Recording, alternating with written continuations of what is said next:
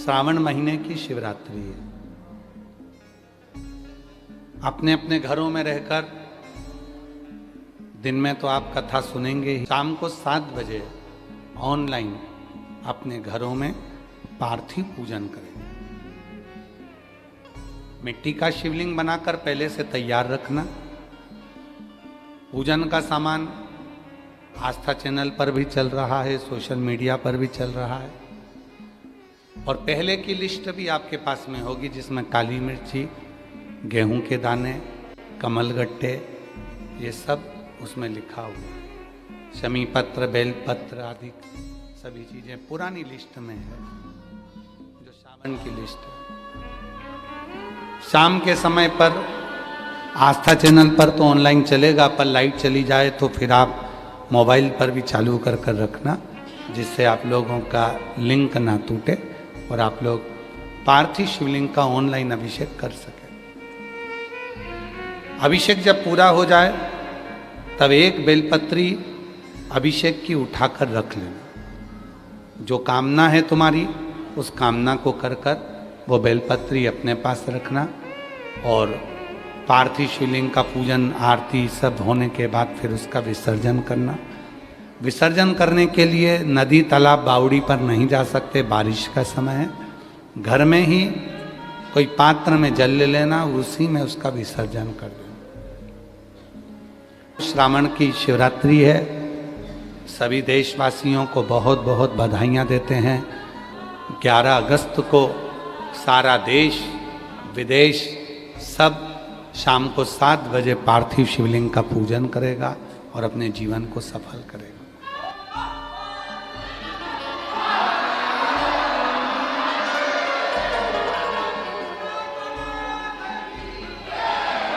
पच्चीस अगस्त को बाबा की सीहोर की कावड़ रहेगी, जिसका दर्शन आप और हम सब करेंगे। जो कावड़िया सीहोर भौम प्रदोष की कावड़ भरने के लिए आ रहे हैं, उनसे निवेदन है सोना चांदी हीरा पन्ना लेकर ना आए।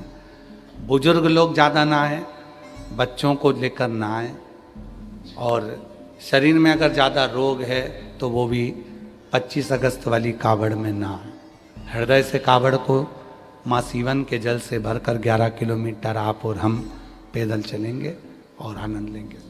17 अगस्त से 23 अगस्त तक भिलाई छत्तीसगढ़ के जयंती स्टेडियम में शिव महापुराण की कथा ऑफलाइन होगी, जहां आप सब आ सकते हैं। 1 बजे से 4 बजे तक सुन सकते हैं। श्रावण के महीने की ये विराम की कथा रहेगी, तो दिल से सब छत्तीसगढ़िया वासियों को भाव से इस कथा का लाभ लें, जीवन को धन्य बनाएं। बाबा को अपने मन का भाव कहें, प्रार्थना करें, निवेदन करें।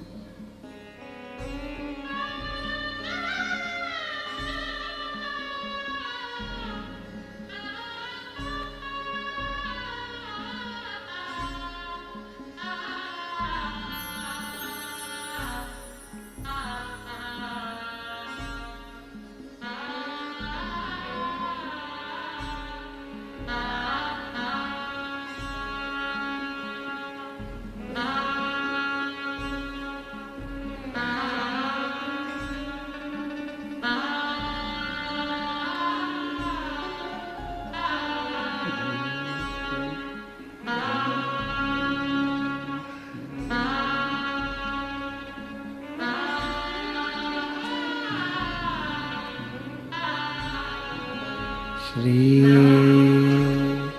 शिवाय नमस्तु। श्री शिवाय नमस्तु। श्री शिवाय नमस्तु। श्री शिवाय नमस्तु। श्री शिवाय नमस्तु।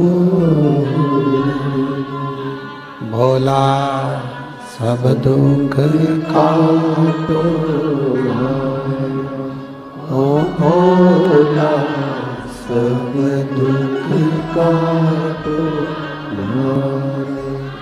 शिव शंकर जपूं तेरी माला, भोले बाबा जपूं तेरी माला, भोला सब दुख काटो नारायण। ओ भोला सब दुख काटो वेश मंगल वेश मंगल शमशान वासी हमारा, शमशान वासी हमारा। ओ भोला सब दुख काटो नारायण। ओ भोला सब दुख काटो नारायण।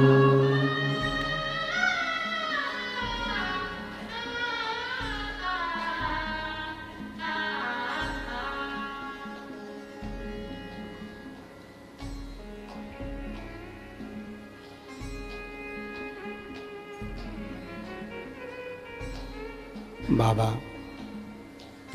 बहुत छोटा सा जीवन है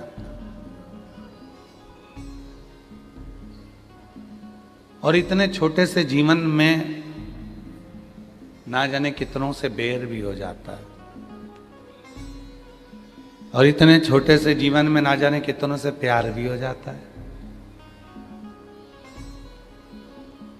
इस छोटे से जीवन में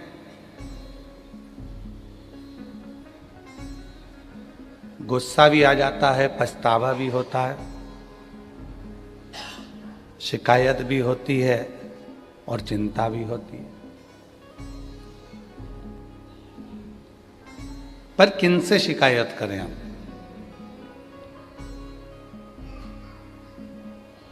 हम किसको अपना दुखड़ा रोएं? कोई कह रहा था कि भगवान की मूर्ति सनातन धर्म में पत्थर की होती है और तुम पत्थर की मूर्ति के आगे जाकर रोते हो तो क्या पत्थर की मूर्ति तुम्हारी बात सुनती है? हम उनसे कहना चाहते हैं भले मूर्ति पत्थर की है पर किसी के आगे जाके कहती तो नहीं है। मूर्ति भले पत्थर की है पर किसी के आगे जाकर कहती तो नहीं है। इंसान के आगे जाकर दुखड़ा रोएंगे, इंसान के आगे जाकर अपनी बात कहेंगे तो वो चार जगह में कहेगा, पर भगवान के आगे जाकर दुखड़ा रोएंगे तो वो किसी से नहीं कहेगा, केवल सुनेगा, केवल सुन। और कितना सुनता है वो, कितना कितना श्रवण करता है वो। कल एक कथा चल रही थी वाराणसी की कि बाबा माँ जगतजननी अम्बा जगदम्बा ने विजया सखी का साथ लेकर भ्रमण किया और उस भ्रमण में देखा कि दुनिया सब दुखी है, संसार में कोई सुखी नहीं है। तुम्हें जितने संसार के संत महात्मा जोगी सन्यासी तपस्वी साधक उपासक, जितने सेठ सेठानी, जितने दुनिया के करोड़पति अरबपति, दुनिया के वैभवपति, जितना दुनिया का गरीब आदमी, दुनिया का मीडियम आदमी, दुनिया के बच्चे, दुनिया के बुढ़े, जितने भी तुम्हें नजर आ रहे हैं संसार में कोई सुखी नहीं है, कोई। ये व्यर्थ की बात है कि हम सुखी हैं,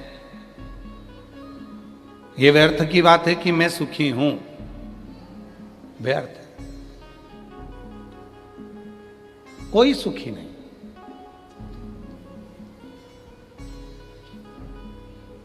कितना दर्द छुपा है ये मानव शरीर में, ये मानव ही जान सकता है, कोई दूसरा इसको महसूस नहीं कर सकता, कोई इसको जान नहीं सकता। मेरी जीजियों, मेरे जीजाओं,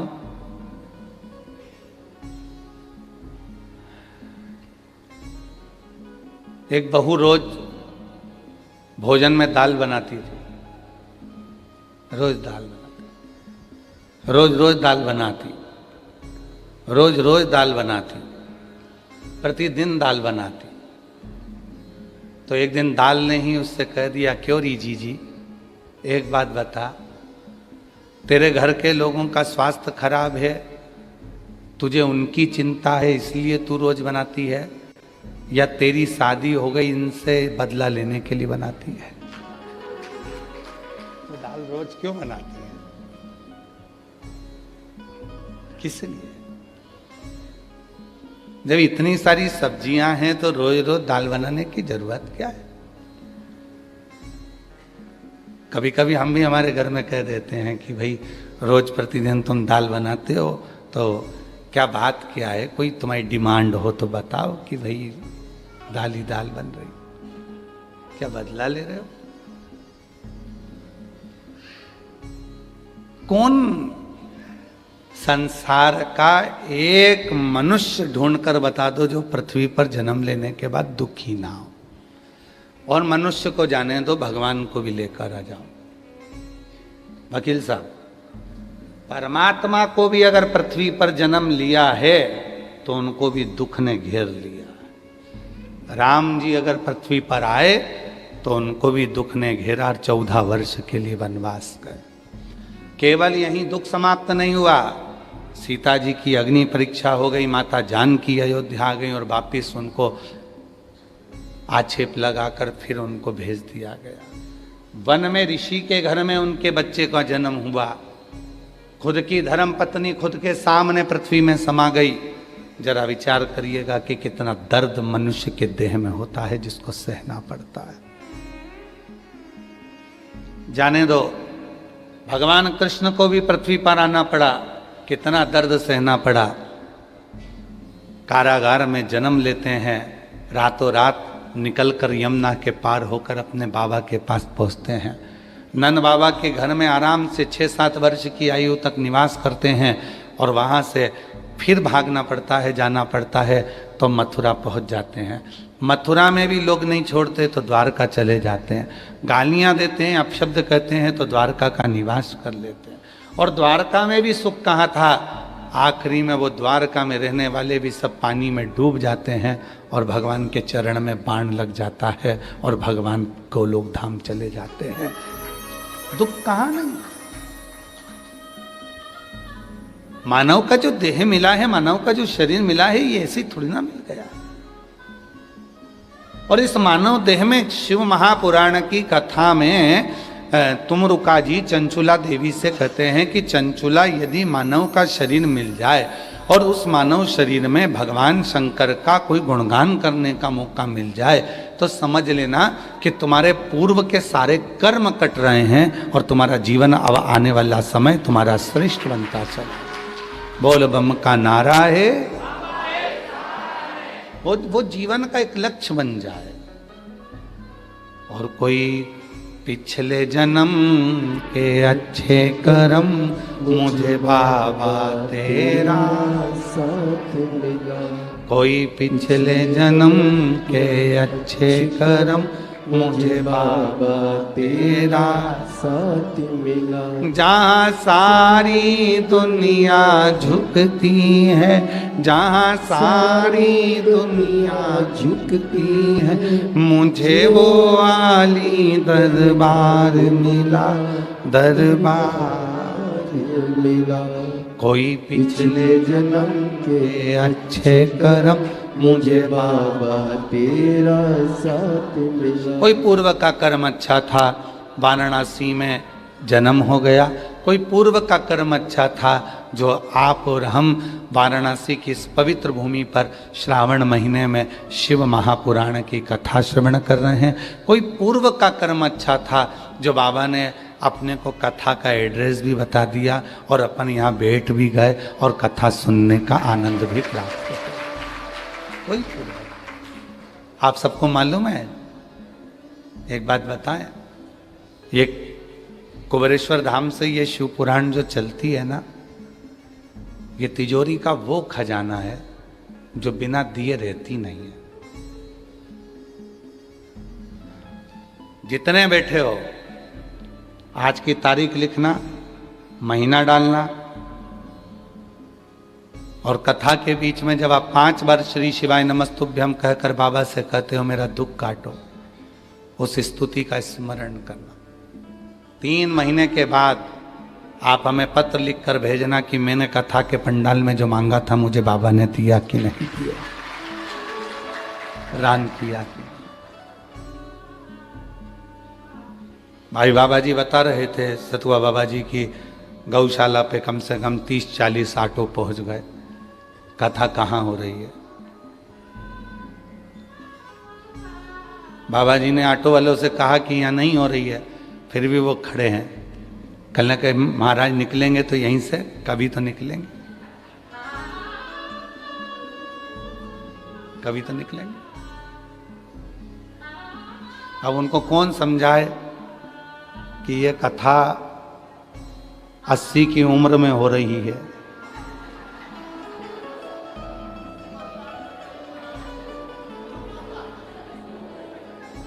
अब एक उम्र हो जाती है व्यक्ति की, बचपन, जवानी, अधेड़ी, बुढ़ापा, ये सब आता है और ये उम्र निकलती जाती है। तुम मुझे छुपा ना पाओगे, शिव कहते,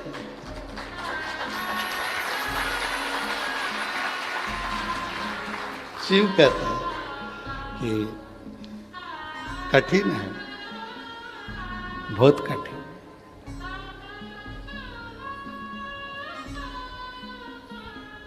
हमें कथा याद आ रही है, बहुत पुरानी है परंतु स्मरण में आ रही है।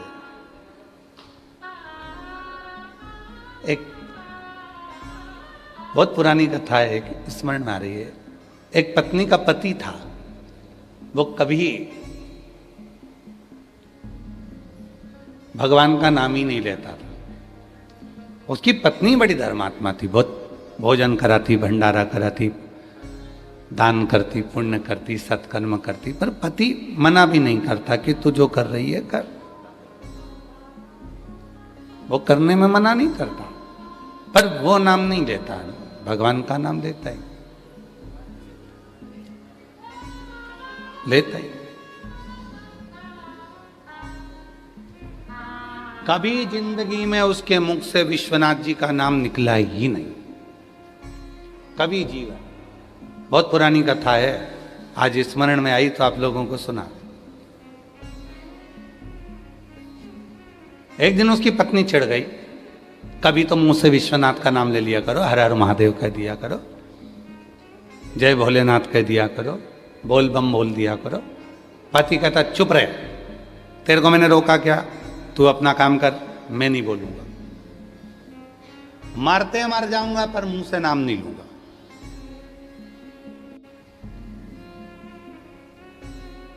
नहीं लिया। एक दिन पति सो रहा था और स्वप्न में उसके मुख से हार हार महादेव निकल गए, हर हर महादेव निकल गया, मुख से निकला। पत्नी ने सवेरे पूरे गांव को निमंत्रण दे दिया, पूरे गांव को निमंत्रण, संत साधु ब्राह्मण सब आए, भंडारा चालू हो गया। पति ने पूछा क्यों ये आज भंडारा इतना बड़ा किस लिए? कहा मैं रोज विश्वनाथ जी से कहती थी कि तुम्हारे मुख से एक बार भगवान का नाम निकल जाए, और आज रात्रि को स्वप्न में तुम्हारे मुख से हर हर महादेव निकल गया।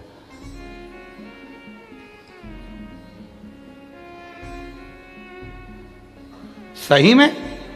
हाँ। पति ने सुना, चक्कर खा के नीचे गिर गया। पत्नी ने पूछा हुआ क्या? पति कहता है जिस शिव को इतने दिनों से दिल में बिठा कर रखा था आज वो बाहर निकल गया। आज वो बाहर, जिसको अपने भीतर छुपा कर रखा था, जिसको अपने दिल में बिठा कर रखा था, वो शिव आज बाहर निकल गया। इसलिए अब इस प्राण को रखने से कोई मतलब नहीं है और पति ने अपने प्राण छोड़ दिए। शिव मंदिर में नहीं रहता, शिव शिवालय में नहीं है, शिव तुम्हारे दिल में है, शिव तुम्हारे मन में।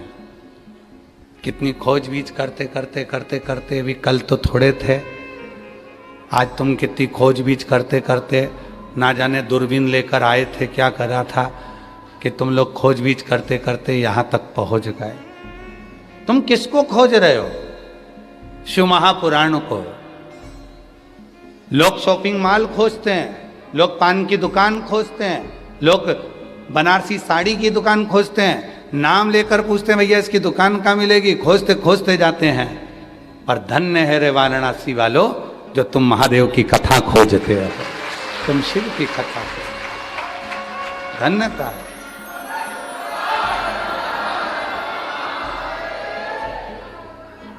हमको लगता है तुम सतुआ बाबा की सब पार्टी वाले हो।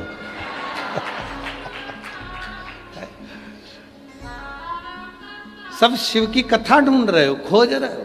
अभी इससे बढ़कर प्यार क्या हो सकता है तुम्हारा? जरा विचार करिए कि तुम किसको खोजने निकले हो, किसको? और कहीं तो मिलेगा भोला भंडारी, कहीं तो मिलेगा भोला भंडारी, कभी तो सुनेगा भोला भंडारी, कभी तो सुनेगा भोला भंडारी, कहीं तो मिलेगा भोला भंडारी, कहीं तो मिलेगा भोला भंडारी, कभी तो सुनेगा भोला भंडारी। शिव कथा कर रही है, भगवान शंकर की पवित्र कथा कर रही है। पार्वती मैया विजया जी के साथ में भ्रमण पर निकली हैं, सबको दुखी देख रही हैं, सब कष्ट में हैं, कोई सुखी नजर ही नहीं आ रहा। संसार में इतना रोग, इतनी बीमारी फैल गई है कि जिन बीमारियों के नाम तक लोगों ने नहीं सुने थे, ऐसी ऐसी बीमारी संसार में आ गई। और उस बीमारी का कोई हल भी नहीं निकल रहा,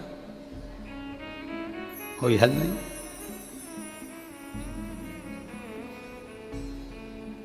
बाबा जी, एक कैंसर हॉस्पिटल में हम उनका बुलाना हुआ कि कैंसर के मरीजों से एक बार मिलना है। हम पहुंचे, देखा परिवार के लोग अटैचियों में पैसा लेकर खड़े थे और डॉक्टर के हाथ जोड़कर कह रहे थे कि इनको बचा लो। धन है पर समय नहीं, धन है समय नहीं। हमने उस हॉस्पिटल के डीन को बोला कि भाई एक काम करो कि ये सब पैसा अपनी जगह काम करेगा, दवाई अपनी जगह काम करेगी, अब एक काम करो, इस हॉस्पिटल में चारों तरफ पंचाक्षर मंत्र नमः शिवाय या षडाक्षर मंत्र ओम नमः शिवाय या महामृत्युंजय मंत्र या श्री शिवाय नमस्तुभ्यम, इसके धीमी आवाज में चलने दो। मुझे विश्वास कहता है मेरा, दवा काम करेगी तो उसके साथ दुआ का होना जरूरी है, तो व्यक्ति ठीक होना पड़ेगा। दवा काम करेगी पर उसके साथ दुआ बहुत जरूरी है। 100 रुपए अगर कमाना तो उसमें से 1 रुपया अपने दोनों हाथों से धर्म में लगाना, तो वो 99 रुपए तुम अपने शरीर पर खर्च कर सकते हो, खर्च कर सकते हो। बाबा जी अब तो सीहोर आए हैं, चतुर्वेदी जी भी पहुंचे, बंसल जी भी पहुंचे, अम्बाला वाले भी पहुंचे, आप सब गए हो सीहोर।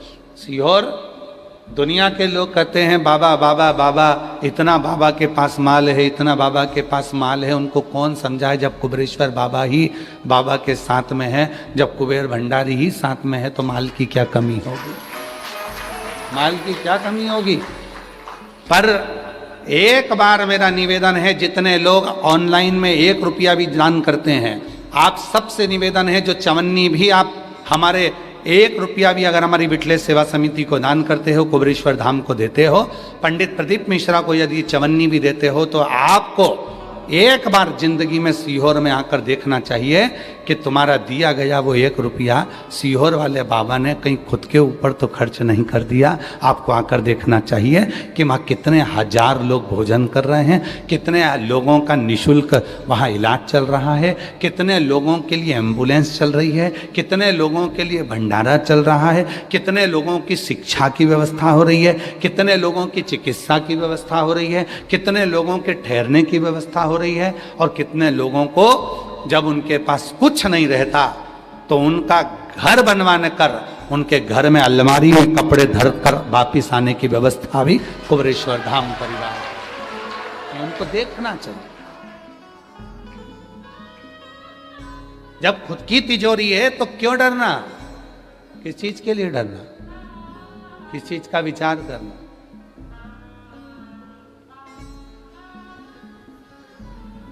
और आप सबसे निवेदन है, आपने अगर चवन्नी भी दी है ना, तो आपको आना चाहिए एक बार कुबेरेश्वर धाम, जरूर आकर देखो। अपनी आंखों से देखोगे तो मालूम पड़ेगा तुमको कि वहां क्या है, क्यों लाखों लोग वहां कुबेरेश्वर धाम पर जाते हैं, क्यों लोग कांवड़ भरने के लिए जाते हैं, लोग क्यों पहुंचते हैं। और निवेदन है, कभी जिंदगी में बन सके तो एक बार कुबेरेश्वर धाम की कावड़ भी भर कर देखना। वो हाथ में केवल पानी के 2 लोटे नहीं रहेंगे, तुम्हारे हाथ में केवल वो डंडा नहीं रहेगा, वो बांबू नहीं रहेगा, वो 2 लोटा जो तुम बांध कर माँ सीवन का जल लेकर कुबेरेश्वर धाम जा रहे हो, वो केवल जल नहीं होगा, तुम्हारे जीवन का सबसे बड़ा सुख होगा, तुम्हारे जीवन का सबसे बड़ा बेबा। कोई साधारण नहीं।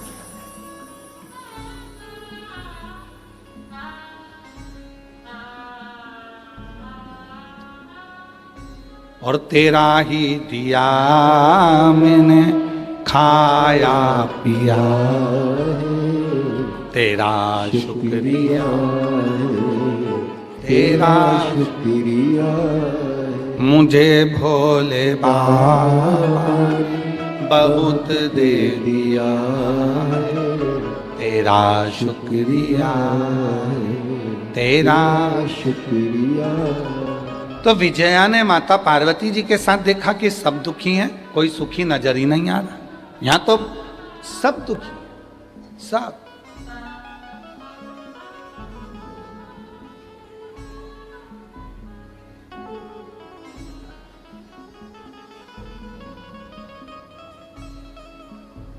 एक पति पत्नी अपने बच्चे को लेकर मिलने के लिए आए। यही इनकी कथा है, जहां पहले कथा करके गए उत्तर प्रदेश में। कहाँ? बलिया, बलिया में दया शंकर जी कथा कराए थे, तो वहीं पर बलिया में कथा में मिलने के लिए आ गए। वो दया शंकर जी मिलना, वो पति पत्नी के साथ एक बच्चा आया था। अब देखो दुख, दुख किसको कहते? बच्चा आया था। माता पिता से पूछा तुम ठीक हो? हमारी आदत है, हम सबसे पूछते बढ़िया हो? हाँ हाँ बहुत बढ़िया। हमने बच्चे से भी पूछ लिया तुम बढ़िया हो? काय के बढ़िया? हम पापा से इतने दिन से कह रहे हैं मम्मी बदल दो।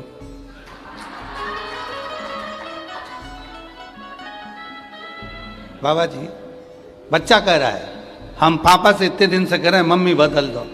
हमने कहा मम्मी से क्या प्रॉब्लम है? खूब कूटती है।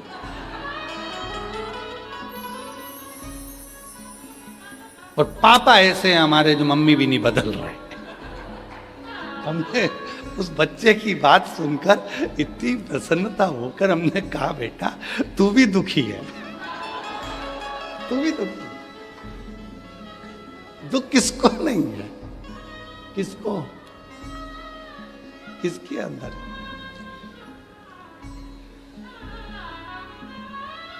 कहां दुख नहीं है?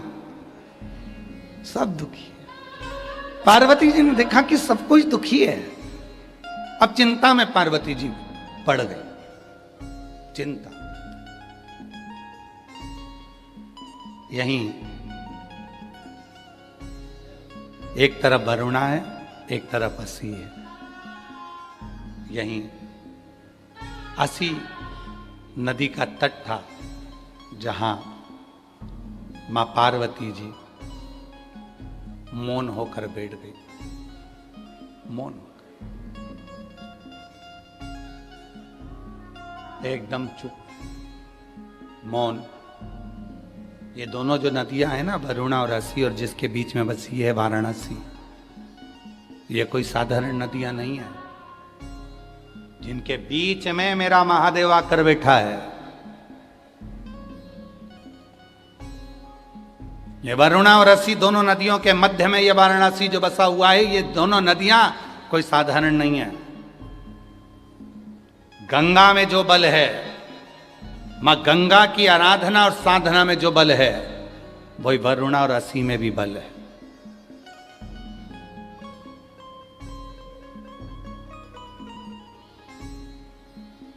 दोनों में। आप लोगों के स्मरण में होगा,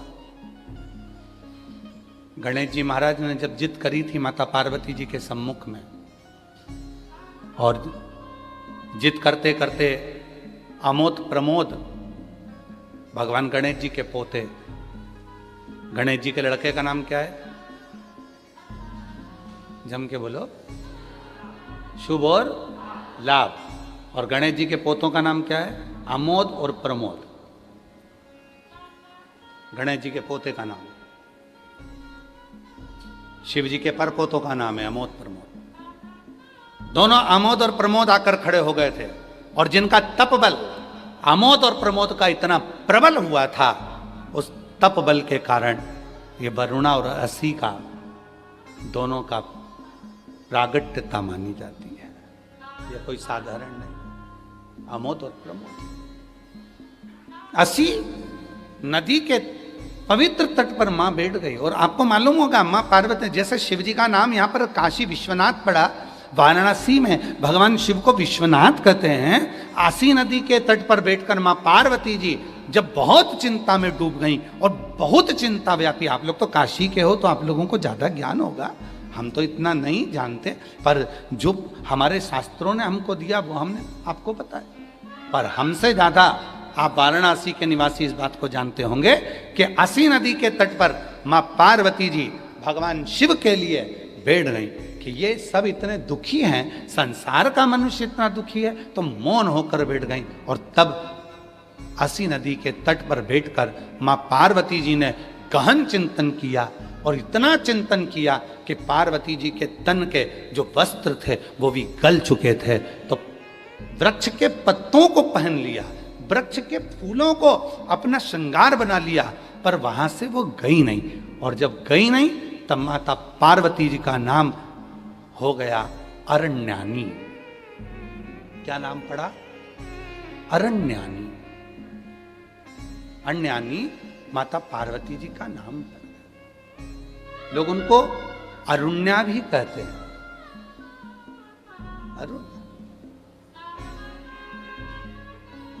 अरण्यानी माता पार्वती का नाम हो गया। बैठी चिंता में बैठी, बहुत देख रही है, सब दुखी है, कोई सुखी नहीं है, सब संसार सागर का हर मानव दुखी है। इसीलिए शिव महापुराण की कथा कहती है, देवी जी का एक स्वरूप अरण्यानी, जो आज भी भारत की भूमि पर कई मंदिर हैं माता के, उसमें एक प्रसिद्ध मंदिर है काशी, बिहार में, बिहार के भोजपुर में मां अरण्या का मंदिर है। अरण्यानी माता, अरण्या देवी का, बिहार के भोजपुर में, जो अस्सी घाट पर बैठकर महाराज आसी नदी के तट पर जो माता देवी ने, माता ने जो तप साधना करी अस्सी में, वो तप साधना का कि ये सब दुखी क्यों है। और इसीलिए आज भी नियम है महाराज, आज भी नियम है, अगर बहुत दुखी मनुष्य होता है, बहुत तकलीफ में होता है, बहुत कष्टप्रद होता है, उसके दुख का जब कोई निवारण ही नहीं होता, कहीं कोर्ट का केस, कचहरी, थाना, पुलिस, डॉक्टर, कहीं एक्सीडेंट, कहीं फैक्ट्री चलती चलती बंद हो गई, व्यापार चलता चलता बेकार हो गया। हर तरह से जब वो हताश हो जाता है तब, अब आप लोग तो बिहार भोजपुर जाकर, बिहार के भोजपुर में अरण्या देवी का मंदिर है, पर आप तो वहां नहीं जा सकते, तो उसके लिए 7 लाल पुष्प या एक ही पुष्प की 7 लाल पत्तियां, 7 दुर्वा के साथ में, 7 लाल अक्षत के साथ में, यदि अरण्यानी देवी के नाम से, अरण्यानी देवी के नाम से यदि बेलपत्र के वृक्ष के नीचे समर्पित कर दिया जाता है, तो वो अरण्यानी देवी तुम्हारे घर के जितने भी दुख होते हैं, चाहे कोर्ट से जुड़ा हो, पुलिस से जुड़ा हो, चाहे फैक्ट्री बंद हो रही हो, व्यापार बंद हो रहा हो, तो अरण्यानी देवी उसको संभाल लेती है और बल देकर उसको पुनः आगे बढ़ा देती। अरण्य वरुणा और असी, जिसके बीच में बसी है वाराणसी, ये असी साधारण नहीं है, ये वरुणा साधारण नहीं है। आप लोग तो सब वाराणसी के निवासी हो, तो आप लोगों को ज्यादा ज्ञान होगा कि इन नदियों के तट पर बैठकर कितनी साधना हुई होगी। क्यों भगवान वाराणसी में आकर बस गए, क्यों भगवान ये 2 नदियों के मध्य में आकर बस गए, ऐसा क्या हुआ? वरुणा और असी ने ऐसा कौन सा पुण्य फल पाया था जो ये गंगा मैया उनसे मिलने के लिए आ गई? ये गंगा का संगम हो गया। गंगा तो काशी में थी ही नहीं, गंगा तो काशी में थी ही नहीं।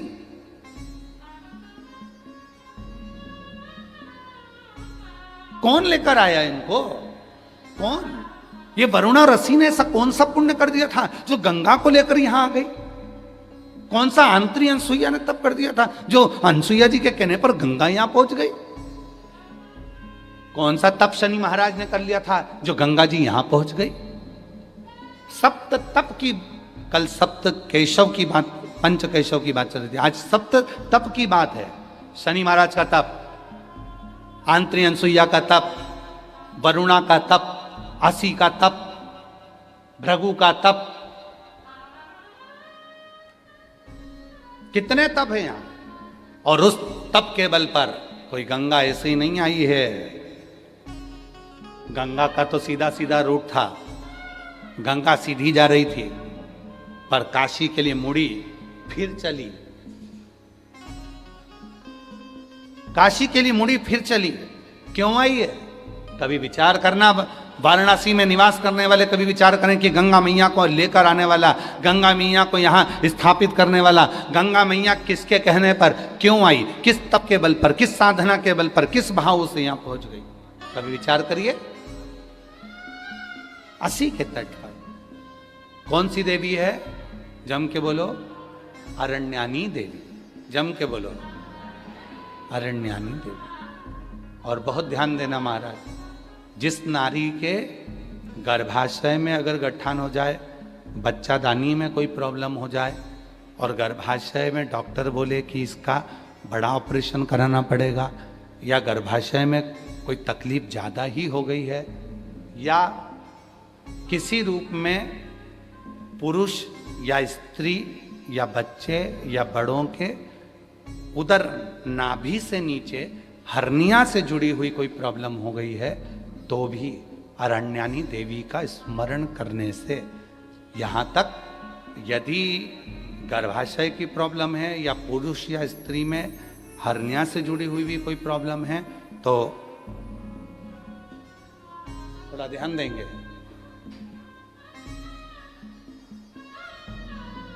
सात बेलपत्र इस तरह से लीजिए,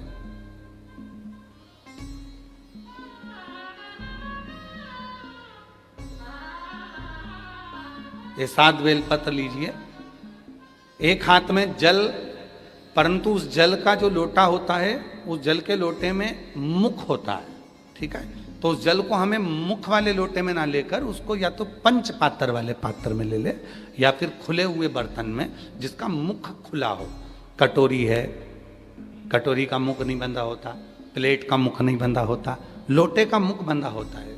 लोटा का मुख ऊपर से बंधा होता, मतलब बंधा मतलब लोटा ऐसा आगे जाके सक्रिण हो जाता है, नीचे से चौड़ा हो जाता है। खुला हुआ प्लेट ले ले, कटोरी ले लें। और जिसको भी बच्चादानी में कोई प्रॉब्लम है, बड़े ऑपरेशन का डॉक्टर बोल रहा है, कोई गर्भाशय में प्रॉब्लम हो गई, कोई हर्निया से जुड़ी हुई प्रॉब्लम हो गई, तो अरण्यानी देवी का नाम लेकर 7 बेलपत्र को आगे रखकर शिवजी पर उस जल को 7 बार, भले 2-2 बूंद चढ़े चाहे 4-4 बूंद चढ़े, वो 7 बार अरण्यानी देवी का नाम लेकर यदि वो जल चढ़ाया जाता है, 7 बेलपत्र को वापस लाया जाता है, उठाया हुआ जल नंदी के पास बैठकर आचमन किया जाता है और एक एक बेलपत्र को 7 दिन तक रोज एक एक खाया जाता है। उसके 12 दिन के बाद आप जांच करा लो, आपकी हर्निया में और आपके बच्चादानी में कोई प्रॉब्लम नजर नहीं, कहीं ना कहीं बाबा कृपा करे। और अगर आती भी है तो डॉक्टर का साथ में दवाइयाँ भी लेना है, इलाज भी कराना है। हमने एक बात पहले भी कही थी, डॉक्टर शिव का एक रूप है।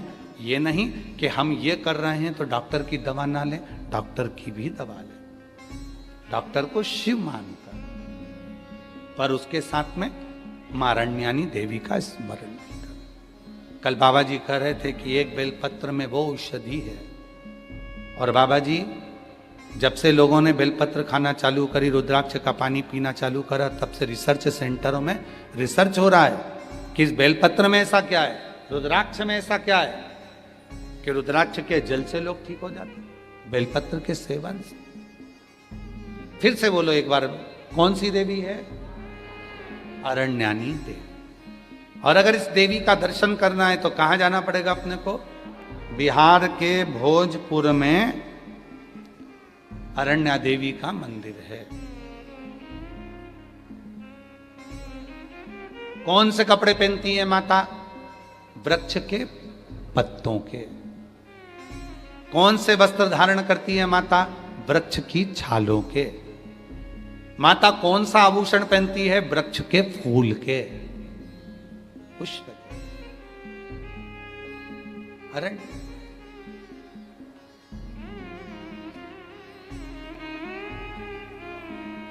महाराज, हमारे सनातन धर्म में लोग, दुनिया के लोग भले हंसें, ताना कसें, पर हमारा सनातन धर्म इतना मजबूत है, उसकी पूजन पद्धति, उसके श्रृंगार एक ऊर्जा देते हैं।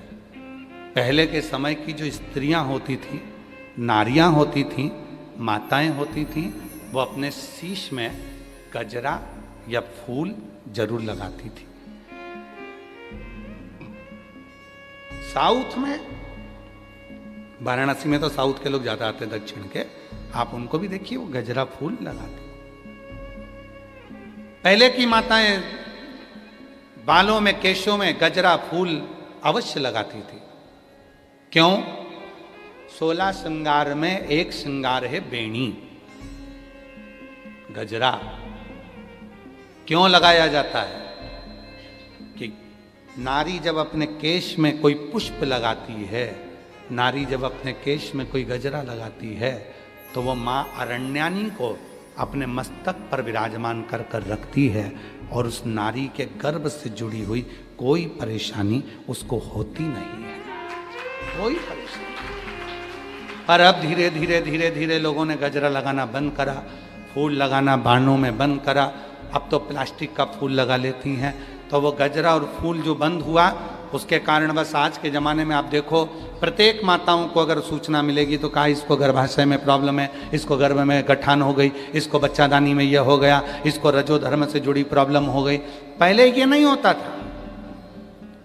अरण्यानी देवी का स्मरण ही हमारे को सुख प्रदान कर।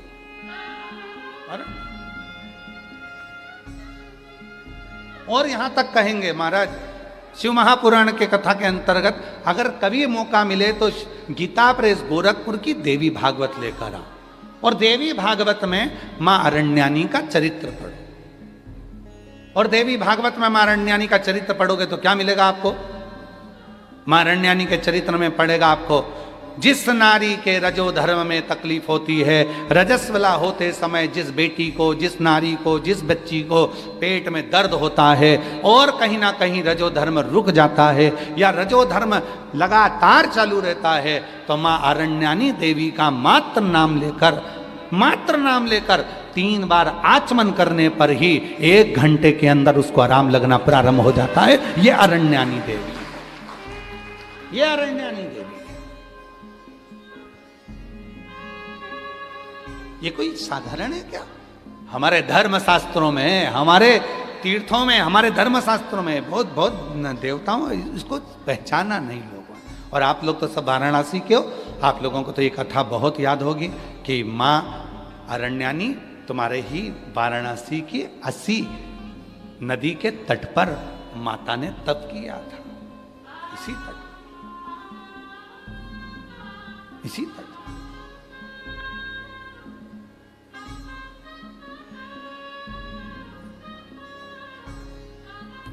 और शिव शंकर भोले भाले माँ गोरा के घर वाले, तुमको लाखों प्रणाम, तुमको लाखों प्रणाम, तुमको लाखों प्रणाम, तुमको लाखों प्रणाम। शिव शंकर भोले माँ गोरा के घर वाले, तुमको लाखों प्रणाम, तुमको लाखों प्रणाम, तुमको लाखों प्रणाम, तुमको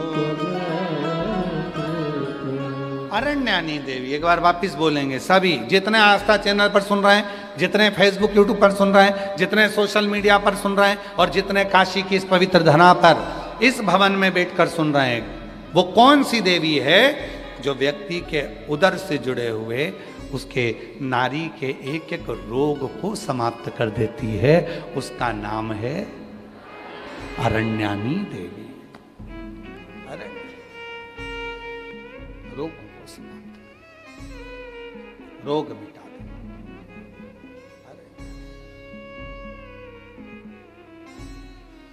महाराज, आप बता सकते हो किसी को, भाई ये प्रॉब्लम है, आप अरण्यानी का नाम लो, 3 बार आचमन करो, आचमन करो।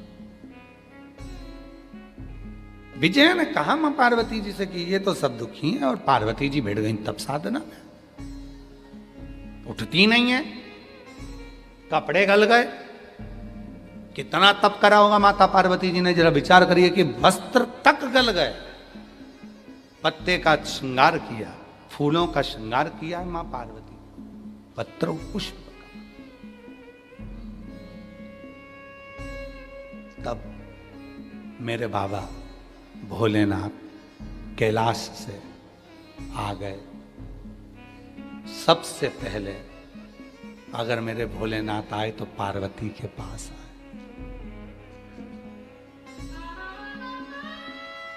उठो पार्वती, उठो, चलो कैलाश। नहीं, मैं इनको दुखी नहीं देख सकती। दुनिया के लोग मुझे माँ कहते हैं, और माँ का मतलब आपको मालूम है? माँ का मतलब मालूम है आपको?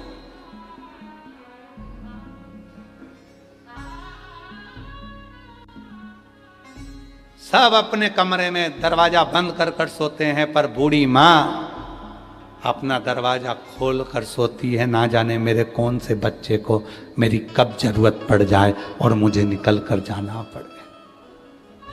मैं मां हूं, कैसे दुखी देख सकती हूं मैं दुखी नहीं देख सकती। आप मुझे वर दो, ये सब दुखों से मुक्त हो। शिव जी ने कहा नहीं हो सकता। क्यों कर्म भोगते हैं ये? बाबा भोलेनाथ जी ने कहा ये पूर्व का कर्म है जो मनुष्य को भोगना पड़ रहा है, ये आज का कर्म नहीं है, पूर्व का। तो पूर्व का कर्म क्यों भोगा जाए? शिव जी ने कहा देखो, हॉस्पिटल में अगर कोई एडमिट होता है, वहां उसको बॉटल चढ़ती है, गोली मिलती है, इंजेक्शन लगता है, सिस्टर नर्स ध्यान रखती है, पर जब उसकी छुट्टी होती है तो उसको एक थैली में बहुत सारी दवाइयां रख कर दी जाती है और कहा जाता है घर जाके खाना, ये सुबह, ये दोपहर, ये शाम को खाना। बोलो बोलो जी, बोलो, सही है कि गलत है? हॉस्पिटल से छुट्टी होती है तो दवाई देके भेजते कि नहीं भेजते? जम के तो बोलो, भेजते हैं ना? क्या कहकर भेजते हैं कि अब तुम डॉक्टर से कह दो, डॉक्टर साहब मेरी इतनी सारी दवाई खा ली, हॉस्पिटल में बॉटल चढ़ा ली, इंजेक्शन लग गया, आराम कर ली, अब घर के लिए मत दो। डॉक्टर कहेगा नहीं, ये तो ले जाना पड़े। बोलो बोलो, सही है कि गलत? दवाई देकर भेजा जाता। बस शिव जी ने कहा, पार्वती मनुष्य अपने कर्म का भोग भले भोग लेता है, फिर भी मनुष्य देह में उसको कर्म भोगने के लिए मृत्यु लोक में भेजा जाता है, जिससे वो अपने पूर्व के कर्म को थोड़ा थोड़ा भोगता रहता है और भगवान का भजन भी करता रहता है। भोगना, ये तो बिजली के बिल की तरह है। जून का बिजली का बिल कब भराता है? जम के बोलो, जुलाई में। जुलाई का बिजली का बिल कब भराएगा? अगस्त में। उसी तरह तुम आज कर कर जाओगे, कल भोगोगे। पहले कर कर आए हो तो आज भोग रहे हो। पूर्व में जो तुमने अच्छा किया तो बाबा विश्वनाथ ने तुमको, दुनिया के लोग भीड़ में आते हैं, कीचड़ में आते हैं, धूप में आते हैं, बारिश में आते हैं, अपना खुद बिछाते हैं, खुद ओढ़ते हैं, खुद खाते हैं, खुद सोते हैं। इधर से ये धकाता है, उधर से वो धकाता है। तुम्हारा पूर्व का कोई कर्म अच्छा था जो बाबा विश्वनाथ एसी के हॉल में तुमको कथा सुनवा रहा है।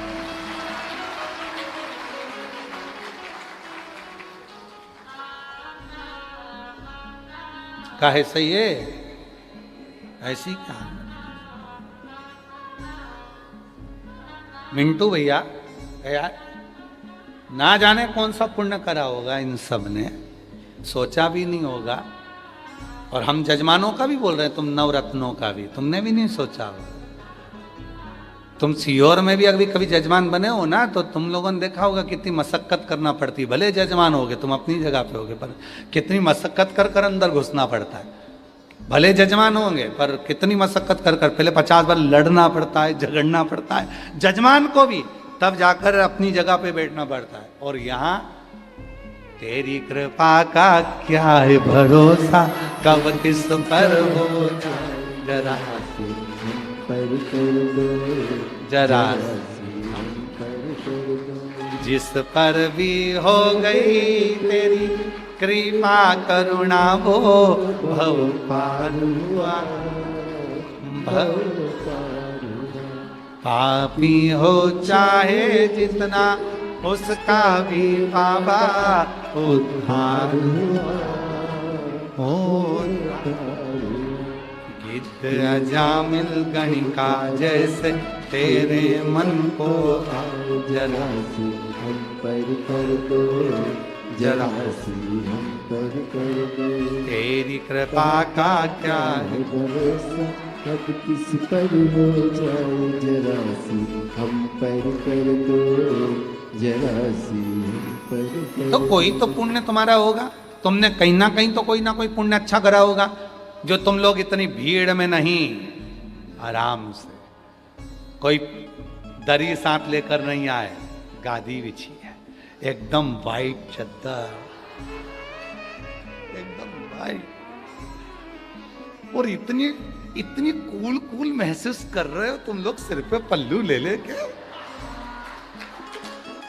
एकदम मस्त, क्या कूल कूल।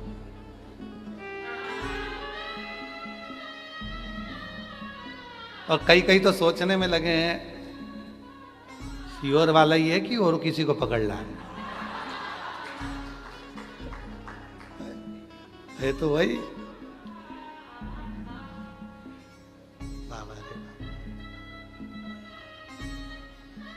शिव है। अच्छा, तुम लोगों को देख के थोड़ी जलन हमको भी होती है, ईमानदारी से बोल रहे हैं। तुम सब काशी वालों को देखता हूं ना, तो थोड़ी जलन बहुत होती है।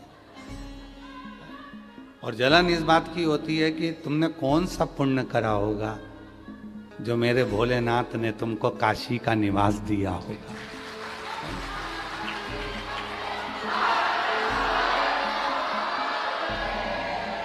आज तो बाबा नहीं बोले, उससे पहले तुम बोल दिया।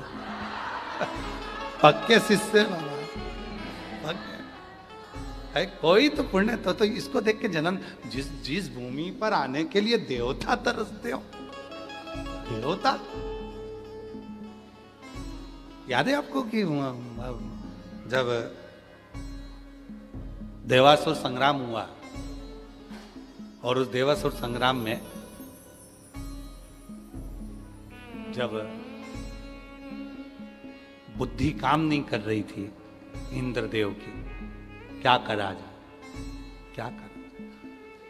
देवासुर संग्राम में जब बुद्धि काम नहीं कर रही थी इंद्रदेव की, क्या करा जाए। ब्रह्मा जी के पास गए, कोई तरीका बताओ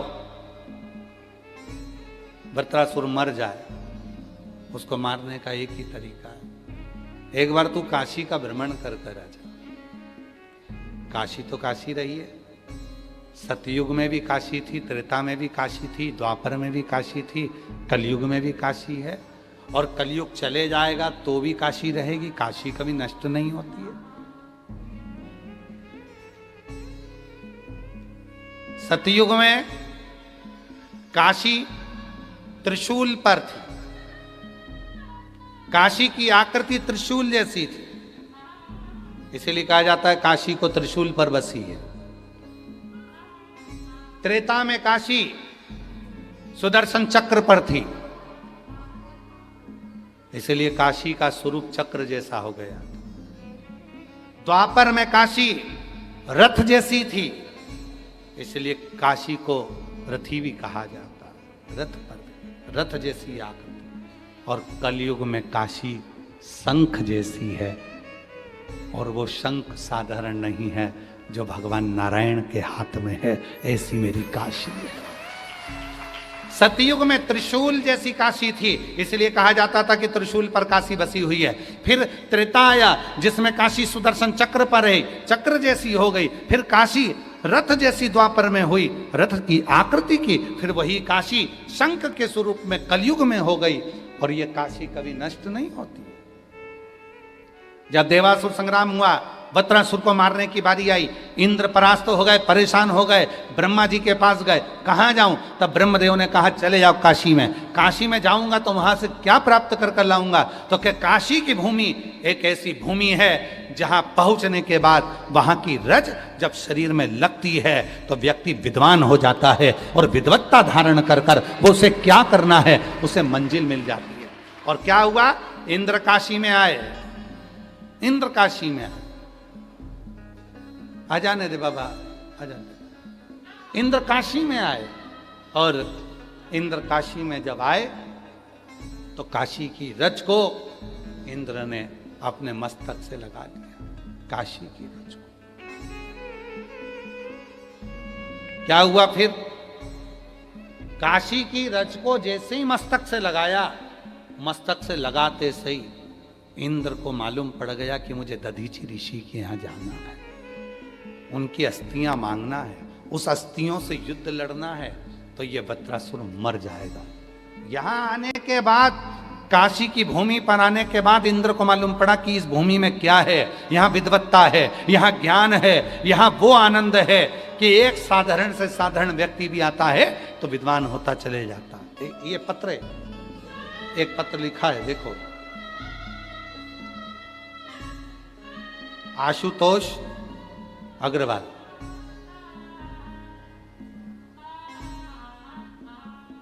साधु था। गुरुजी, बाबा ने मुझे क्या दिया मैं क्या कहूं। बस यही कहूंगा कि मेरे सब हमेशा शिव जी मेरे साथ, हमेशा शिव जी रहते हैं। पत्र को आप लोग आस्था चैनल पर पढ़ सकते हैं। गुरुजी, मेरा नाम आशुतोष अग्रवाल, भूषा अग्रवाल। बाबा ने मुझे क्या दिया है मैं क्या कहूँ। बस मैं कहूँ कि मेरे साथ हमेशा शिव जी रहते हैं। मैं गुरुजी झारखंड का निवासी था, और मैं बचपन से शिव जी के मंदिर जाया करता था। आपकी कथा जब से सुनी तब से शिव तो दिल में बैठ गया। अब ऐसा लगने लगा कि शिव के सिवा कोई नहीं है और मेरे दुख में मेरा शिव काम आएगा। हमने झारखंड छोड़ा, बाबा का नाम लेकर आपकी कथा पर भरोसा कर कर हम लोग काशी आ गए। वहाँ हमारा बिजनेस नहीं था, काम नहीं था, हम लोग यहाँ आ गए। सोचा यहाँ आने के बाद भी मैं क्या करूँगा। थोड़े ही दिन हुए हैं मेरे यहाँ आए। आपकी कथा सतुआ बाबा जी के आश्रम में चल रही थी। बाबा जी उस कथा को आयोजित किए, यजमान परिवार आयोजित किए। प्रथम बार आपकी कथा मैंने काशी में ही सतुआ बाबा जी के यहाँ सुनी। और हम तो नए नए आए थे, बाबा से क्या कहते, पर जितनी महिला वहाँ आई थी वो सब बोल रही थी ये सीहोर वाला बाबा आता है, कथा करता है, इसकी कथा में जो मांगो वो मिलता है। हमको तो आश्चर्य हुआ कि ऐसा होता है क्या। इतनी सारी कथा लोग करते हैं, उनमें तो ऐसा नहीं होता, फिर सीहोर वाले बाबा की कथा में क्या होता है। फिर हमको विश्वास जागा। हम उसी सतुआ बाबा जी की कथा में बाबा से मांगे, हे मेरे भोलेनाथ कृपा करना, हम झारखंड छोड़कर यहाँ आ गए हैं, कृपा करना, हमारा घर भी हो, हमारा व्यापार भी हो, और जब तुम दूसरी बार आओ तो मैं यजमान भी बनूं, ऐसी कृपा करना। और बाबा ने सब कर दिया। अभी सतुआ बाबा जी की कथा को कितना समय हुआ होगा, है? 2024 में हुई थी और 26 में इनको यजमान भी बना दिया, और 26 में इनका घर भी बना दिया, और 26 में व्यापार भी बाबा ने करा दिया, और बाबा की कृपा से सब कुछ मिल गया। ये शिव है। उसमें चतुर्वेदी जी आपके लिए भी लिखा है कि हमने सोचा नहीं था, चतुर्वेदी जी ने हमको यजमान स्वयं, हम तो कहे ना, तो शिव जी ही अपने भक्तों को भेजता है, शिव की कृपा। बेटी आइए एक बेलपत्र ले जाओ, पत्र पढ़ा है ना आपका, तो बेलपत्र। बाबा सतुआ बाबा जी की कथा को हमने बस विनती करी थी, और लोग कहते थे सीहोर वाला बाबा कथा करने आया है, जो मांगो वो मिलता है। हमने तो विश्वास करा, पहले हंसे फिर विश्वास करा, और आज बाबा ने मकान भी दिया, व्यापार भी दिया, और सब कुछ भंडार भर दिया, और यजमान भी बना दिया। ये शिव है।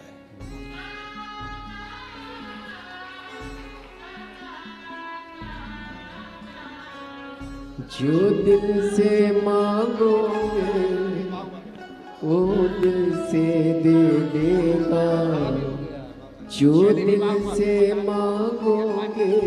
बता रहे हैं बाबा जी की कथा सुनने के बाद में, पहले यहाँ आते ही बाबा ने ऐसी कृपा करी कि विवाह भी हुआ, मकान भी हुआ, व्यापार भी हुआ, और बाबा की कृपा से यजमान भी बन गए। मेरा भोला भंडारी है, मेरा भोला भंडारी है, खाली झोली भर देगा। मेरा भोला भंडारी है, खाली झोली भर देगा। जो दिल से मांगोगे वो दिल से। देखो कृपा देखिए कितनी है। बता रहे हैं कि कथा सुनने के बाद झारखंड से आए थे तो कुछ नहीं था। 2024 की कथा से लेकर 2026 की कथा तक सब दिए। यहाँ तक बाबा जी बता रहे हैं कि सीहोर कुबरेश्वर धाम पर भक्तों के रहने के लिए कमरा भी बना दिया।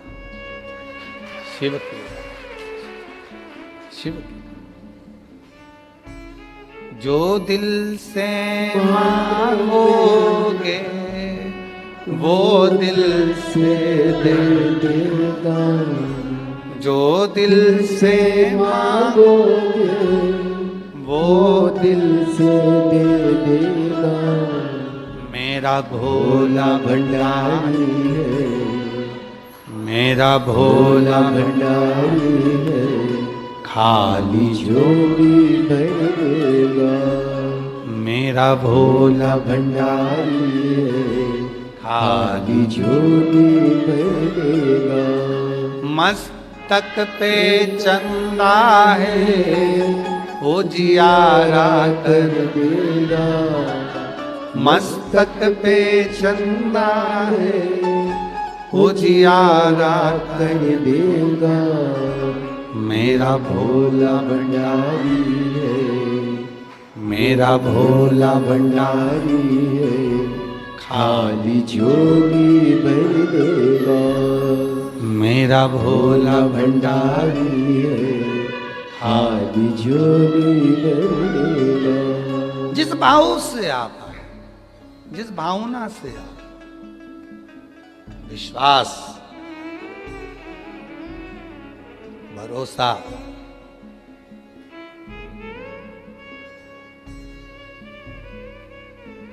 और जिसके अंदर विश्वास होता है, भरोसा होता है, भक्ति होती है, वही एक दिन दुनिया पर राज करता है। वही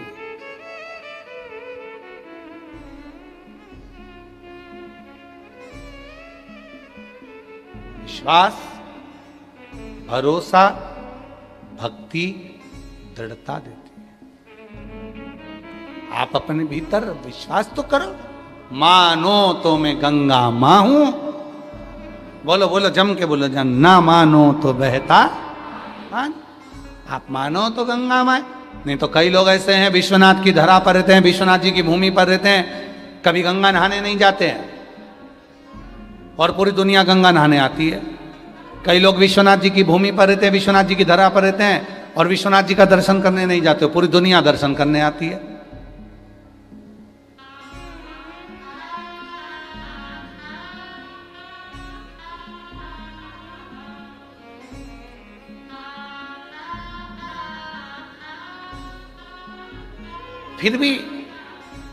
फिर भी भोलेनाथ कृपा करते हैं, कृपा करते हैं।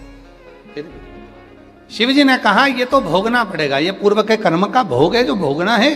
तो पार्वती जी ने फिर विनय करा, नहीं नहीं मैं नहीं चाहती कि ये भोगें, ये तुम्हारा अगला जन्म का इस जन्म में भोगो और इस जन्म का अगले जन्म में भोगो और उस जन्म का उस जन्म में भोगो, ये चक्र मुझे नहीं चाहिए,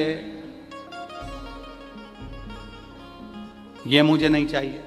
अब आप कुछ भी करो, इन जन्म के चक्र से मुक्त करो।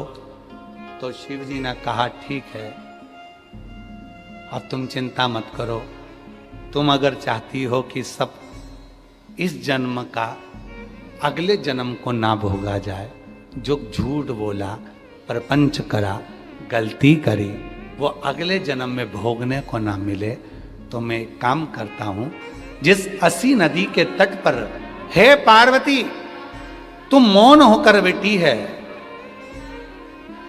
वरुणा और असी के मध्य में जो टापू है, इसी पर मैं बैठकर इतना तप करता हूं, इतना तप करता हूं कि उसका फल तुझे प्राप्त होगा। वरुणा और असी नदी के तट के मध्य में भगवान विश्वनाथ, भगवान शिव बैठ गए, हजारों वर्ष का तप करने लगे। माँ पार्वती जी उनको देखती रही, दर्शन करती रही। विष्णु पुराण कहती है, विष्णु पुराण में वर्णन आता है, जब कोई व्रत करने वाले के मुख का दर्शन करता है, कोई उपास करने वाले के मुख का दर्शन करता है, कोई का सोमवार का व्रत है, आपका व्रत नहीं है, आप सोमवार के व्रत करने वाले के मुख का दर्शन कर लो, आधा व्रत का फल तुम्हारे खाते में। तुम में से कितने लोगों का व्रत है सोमवार का? हाथ उठाओ। हमारा व्रत नहीं है इसलिए हम तुमको देख लेते, पूरा फल मिल गया तुम्हारा, एकदम कैचिंग पावर, एकदम।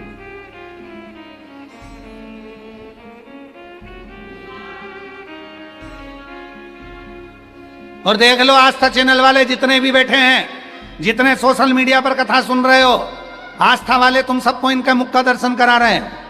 अच्छे से कर लो जिनका व्रत नहीं है।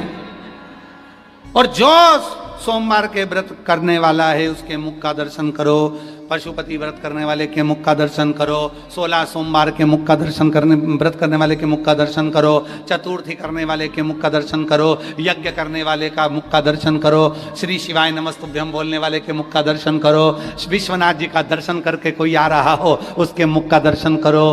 बस जितना फल उसे मिला है उसका 50% तुम्हारे खाते में चला गया।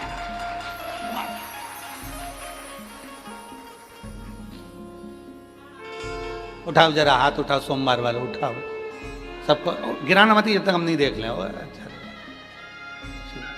अरे दिखाओ रे, आस्था चिन्ह दिखाओ, सबके कल्याण होगा, जरा दिखाओ, सबको दिखाओ, सबका कल्याण होगा। हर हर बस रखो रखो रखो। आज 50%।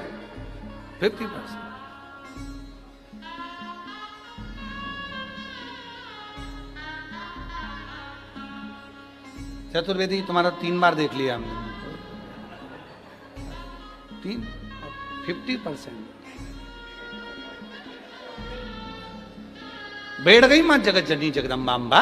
शिवजी तप कर रहे हैं वरुणा और रसी नदी के बीच में, और जो शंकर जी ने हजारों वर्ष का तप कैलाश से आकर यहां करा, पार्वती जी उनको देखने में लगी थी, निहार रही, देख रही। कहते हैं काशी खंड स्कंद पुराण वर्णन करता है, मां पार्वती जी के नयन की पलक भी एक क्षण के लिए नहीं झपकी, एक क्षण।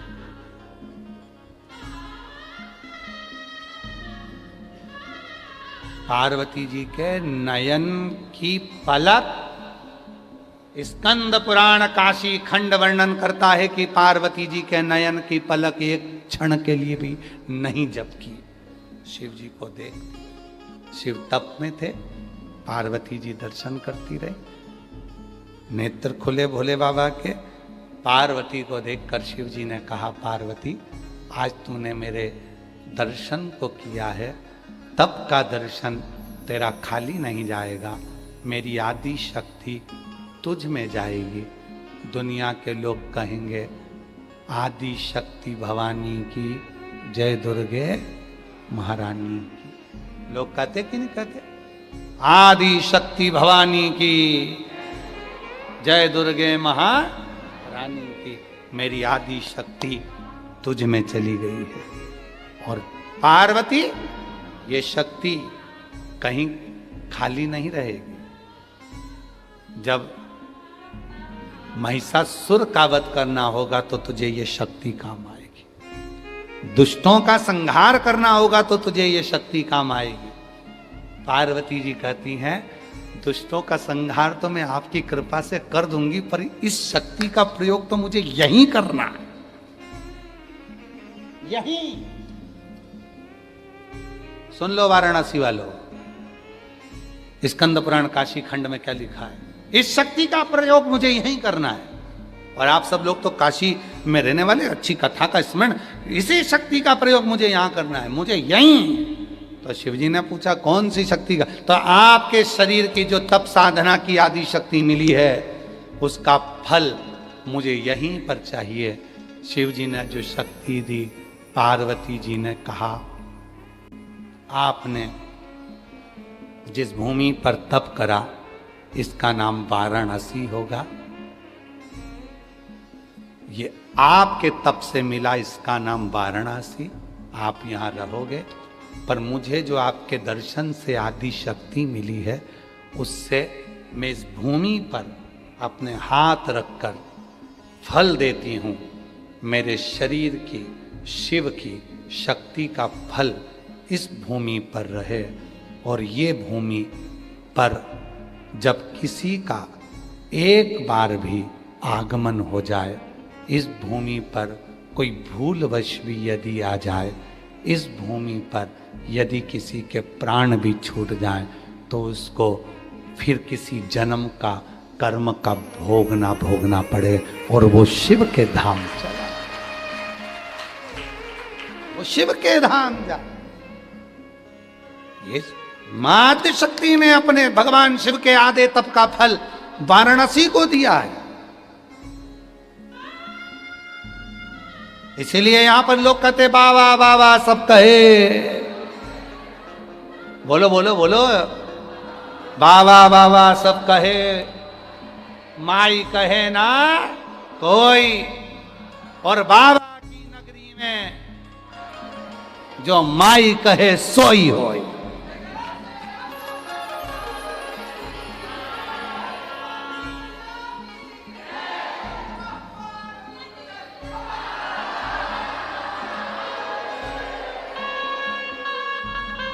आज बाबा जी के अच्छे अच्छे चेले बैठे सतलम दम के आवाज लगाने वाले। शिव महापुराण की कथा वर्णन कर रही है, शिव तत्व कह रहा है। माँ जगत जननी ने अपनी जो शिव के दर्शन की शक्ति थी वो सब वाराणसी को दी है। इसीलिए यहाँ मृत्यु होने पर व्यक्ति को अपने कर्म का भोग नहीं भोगना पड़ता। यहां एक बार भी अगर वाराणसी में काशी में कोई आ जाता है तो उस व्यक्ति को अपने कर्मों का भोग नहीं भोगना पड़ता। बाबा बाबा सब कहें, माई कहे ना कोई। जो एक बार माई कहे वही इस विश्वनाथ की भूमि पर वही होता है जो माई कहे सो। यहां वही होता है जो मेरी मां कहे, जो माता। यहां जरूरी नहीं है कि तुम शिव को जल चढ़ाओगे तो ही शिव मिलेगा, शिव की साधना करी तो ही शिव प्राप्त होगा। काशी खंड में शिवनाथम की कथा आती है। स्कंद पुराण के काशी खंड में शिवनाथम की कथा आती है। एक शिवनाथम दक्षिण प्रदेश में रहने वाला एक व्यक्ति अपनी धर्म पत्नी के साथ में काशी आ गया भ्रमण कर। काशी जैसे ब्रह्मा जी के मन में शिव के प्रति भाव नहीं था तो ब्रह्मदेव ने एक बड़े से पर्वत को घुमाकर भगवान विष्णु और ब्रह्मा ने एक शिवलिंग की आकृति को प्रकट किया था।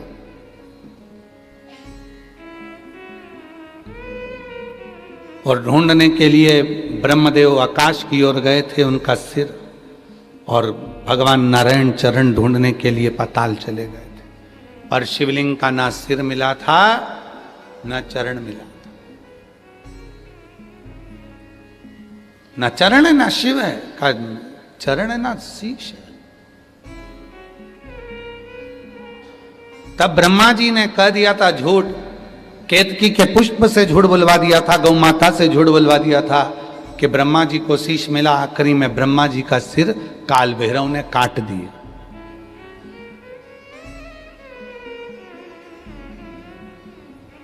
वो कटा हुआ शीश जितनी दूर तक गया उससे एक नदी प्रकट हो गई जिसका नाम कर्म नाशा है।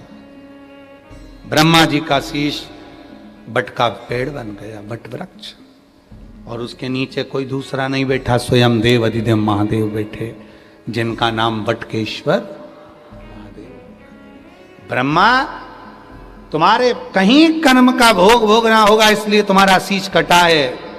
और आज मैं यहां बैठा हूं इस बट वृक्ष के नीचे, वचन देता हूं संसार के मनुष्य के मस्तक पर कितना भी कर होगा, कितना भी कर्जा होगा, कितना भी वो कर्जे में डूबा होगा, यदि एक बार भी मेरे इस पवित्र स्थल का बड़ के पेड़ के नीचे विराजमान मेरे शिवलिंग का नाम का उच्चारण कर कर यदि वो जल समर्पित करेगा तो निश्चित है वो करों से मुक्त होगा और शिव जी का नाम वही बटकेश्वर महादेव हो गया।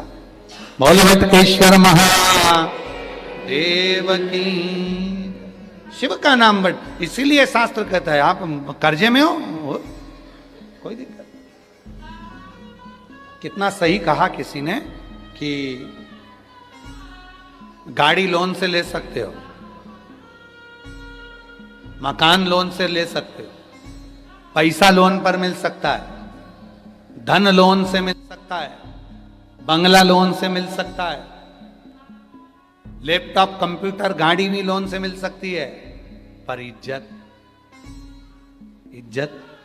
लोन से नहीं मिल सकती। इज्जत तो अपने कर्म से पाई जाती है। आप जैसा कर्म करेंगे वैसी इज्जत आपके सामने प्रकट होगी। इज्जत कभी लोन से नहीं मिलती। आप धन मकान बना लिया, जमीन बना ली, जमीन जायदाद बना ली, गाड़ी बंगला सब कर लिया, पर इज्जत कैसे मिलेगी? लोन पे नहीं मिल सकती, सेठ के दरवाजे पे नहीं मिल सकती। इज्जत तो आपको बनाना पड़ेगी, बनाना पड़ेगा। और मैं साधुवाद दूं आपकी नवरत्नों को। आज जितने भी नवरत्न हैं, अमित जी, कृष्णलाल जी, राजकुमार जी, प्रदीप जी, श्यामी एकांतेश्वर जी, चतुर्वेदी जी, चंदन जी, श्रवण कुमार जी, उषा अग्रवाल जी, आप सबको साधुवाद देता हूं। हाँ, सतुआ बाबा बाबा जी यजमान नहीं है, बाबा जी तो आयोजक है। तो आप सभी को नवरत्नों को मैं साधुवाद देता हूं कि आज इन शिव भक्तों के दिल की जो दुआ है वो आपको बहुत मिलेगी कि इनको कथा सुनने को श्रावण महीने में मिले। इसलिए अभी कोई आ रहा था तो हमने कह दिया आने दो, उसको क्यों रोक रहे। आ गया, दरवाजे पर खड़ा है और आने के लिए उसका मन है। कौन आता है किसमें, कौन आता है, कौन बुलाता है, महज भ्रम है, करता सब विधाता है।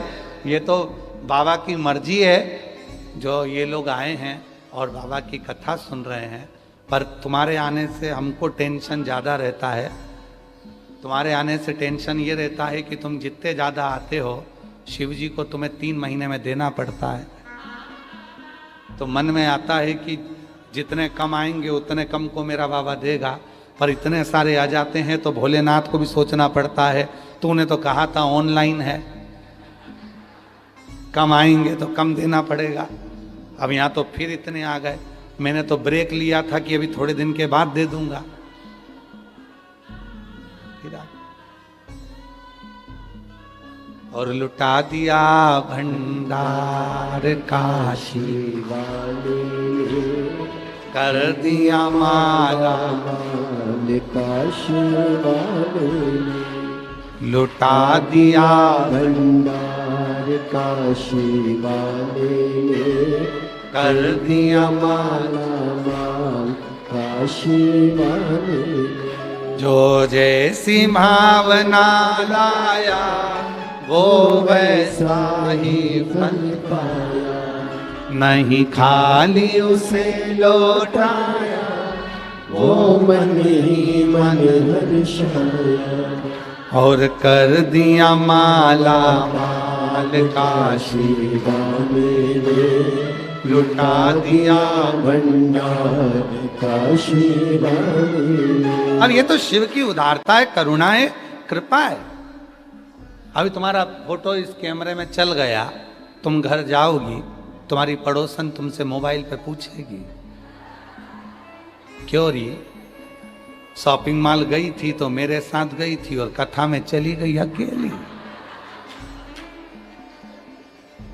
अकेली। फिर तुम धीरे से फोन पे बोल दोगी कल देखती हूं, कल देखती।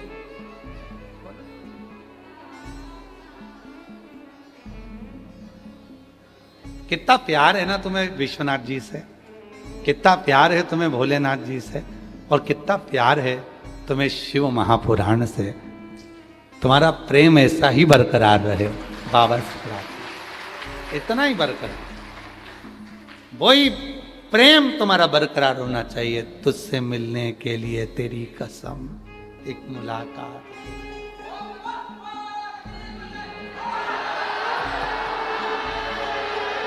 इतना प्रेम होना चाहिए बाबा से, और यही प्रेम जीवन का सर्वस्व है। हमने पहले भी कथा में कहा, आज फिर कहते हैं, किसी से प्यार हो जाता है तो तुम्हारा मोबाइल का खर्चा वो ही उठाता है। किसी से प्यार हो जाता है तो तुम्हें सूट भी वही दिलाता है। किसी से प्यार हो जाता है तो घड़ी, चूड़ी और अंगूठी भी वही दिलाता है। और किसी से प्यार हो जाता है तो चाउमीन भी वही खिलाता है। प्यार। तो उसी तरह जब मेरे बाबा से प्यार हो जाता है तो तुम्हारी जिंदगी का सारा दुख उसका हो जाता है और तुम उसके हो।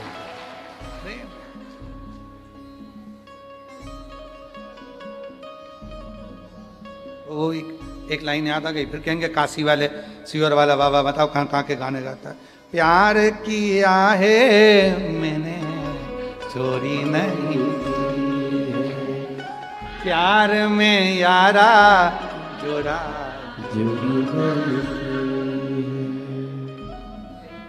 दिल चुरा लिया,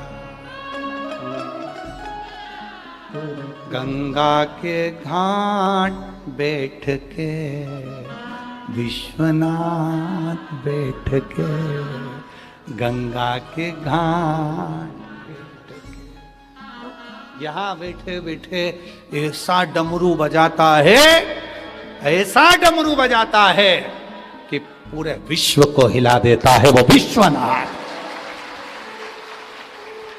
वो विश्वनाथ। इसलिए शायद काशीपुरी के डमरू भी बहुत बड़े बड़े हैं। यहाँ का डमरू देखा महाराज जी हमने, बहुत बड़ा बड़ा डमरू है, बहुत बड़ा डमरू है। एक माता जी के यहाँ पर 38 साल के बाद लड़का हुआ। अभी बलिया में कथा बाची थी तो उसमें पत्र पड़ा था, आप लोग निकाल के देखना। 38 साल के बाद लड़का हुआ और उस माता ने अपने लड़के का नाम डमरू रखा। डमरू। और जब उसने अपने लड़के को गोदी में दिया तो उसने कहा ये मेरा डमरू है। हमने कहा ये डमरू है? हाँ, तुम ही तो बोलते हो डमरू बहुत तेज बजता है, इसमें सारे स्वर होते हैं, पूरी सृष्टि की रचना डमरू ने करी है, तो मुझे विश्वास है मेरा डमरू भी खूब बजेगा। मैंने कहा ये डमरू? हाँ, बड़ा भारी। तुम सुनना बलिया की कथा में इतने सालों के बाद संतान हुआ। तो शिव शिव शिव शंकर का एक शिवनाथम दक्षिण का रहने वाला काशी आ गया। काशी, पत्नी साथ में थी, आया। अब काशी खंड स्कंद पुराण में इसका वर्णन है। काशी आ गया। पत्नी ने पूछा कि तुम यहाँ काय को आए हो काशी में? तो कहा गुरु जी की तलाश करने आए। मैंने सुना है सारे दुनिया के गुरु सब काशी में ही बसते हैं, सब यहीं बसते। अच्छा, गुरु जी बनना बहुत सरल है पर चेलों को निभाना बहुत कठिन है। अभी कुछ साल पहले की बात है, लगभग 4 साल पहले की बात है, एक बूढ़ी अम्मा हमारे पास में सीओर आई, कहा गुरु जी मुझे गुरु मंत्र दे दो। हमने पूछा तुमने अभी तक 70 साल की उम्र हो रही है, तुमने गुरु मंत्र नहीं लिया? कि लिया। पहले हमारा गुरु जी मथुरा में था,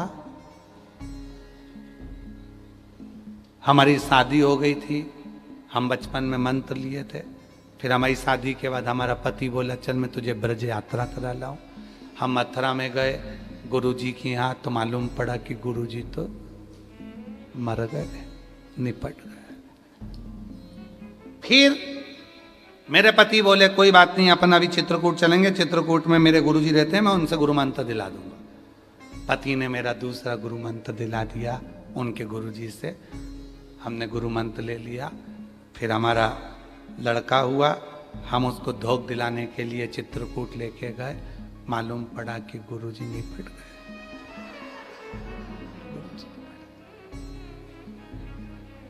फिर इतने साल में फिर कोई गुरु नहीं मिला। मेरा बच्चा जब बड़ा हो गया, कॉलेज गया, उसको एक गुरुजी अच्छे लगे काशी के, वो यहाँ ले आया, यहाँ पे गुरु मंत्र ले लिया। मेरे बच्चे ने कहा मम्मी ये गुरुजी बहुत अच्छे हैं, तेरा कोई गुरु नहीं है, इनका मंत्र ले ले। मैंने ले लिया। फिर हमारे गांव की बस आ रही थी तीर्थ यात्रा के लिए काशी, तो मैं भी आ गई। मैंने सोचा गुरुजी से मिल आऊं। सबको लेके गुरुजी से मिलने गई तो पता चला गुरुजी निपट गए।